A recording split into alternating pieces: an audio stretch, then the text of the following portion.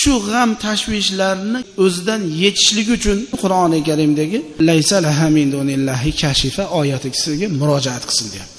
Alloh subhanahu va taolo Qur'oni azim sha'nda bir oyati karima sura Wan-Najm surasidagi bir oyat haqida Estaizu billah laysa laha min dunillahi kashifa liman ajaza an tahsilil matlubi wa tadhibil marhubi wa kashfil humum ورفع الغموم والتخليص عن المظلوم والنصر على الأعداء وقضاء دين أو غير ذلك. قرآن الكريم دقى ليس لها من دون الله كاشفة آية كريمة سده الله جل وعلا قيامت كنده qiyinchilik mashaqqat muammolarni Allohdan o'zga hech bir zot yo'q yechuvchi ketkizuvchi.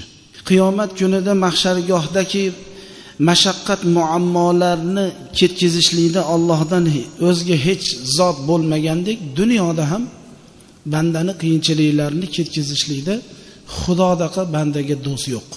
Aytadilarki, liman ajaza an tahsilil matlub, talab qilmoqchi bo'layotgan narsalari dunyoda o'zi uchun qo'liga kiritishlikdan ojiz bo'layotgan odam, orzulari bor, Allohdan so'rayotgan narsalar bor, ular qo'liga kirmayapti. Shunday odam laysa laha min dunillahi kashifah deb Allohning kalomiga murojaat qilsin. Dunyoda qiyinchiliklari bor, qo'rquv bor, vahima kasaliga uchrab qolgan. Bir odam uxlolmaydi. Tashvish o'zidan o'zi uxlay olmaydi. Tashvishi bor, vahimasi bor.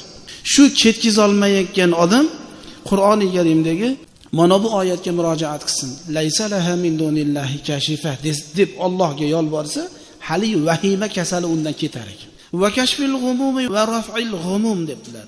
G'am bor, tashvishi bor, g'amga o'ralib qolgan. Shu g'am tashvishlarni ko'tarish uchun, o'zidan yechishlik uchun, shu g'amni ketkazishlik uchun Qur'oni Karimdagi laysa laha min dunillahi kashifa oyatiga murojaat qilsin deyapti.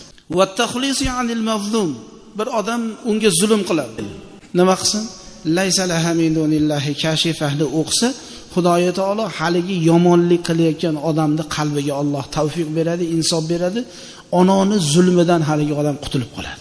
Va nasli alal a'da, dushmanlar unga g'olib kelishligidan ehtiyot bo'lib, dushmanga endi men g'olib bo'lay, dushman mag'lub bo'lsin deyotgan odam laysa laha min dunillahi kashifah oyatiga murojaat qilsin. Va qazoid dayn debdi. Qarzi bor, qarzini ado qila olmayapti. Qur'oni Karimdagi laysa laha min dunillahi kashifahni o'qisin, Alloh qarziga ham najot beradi.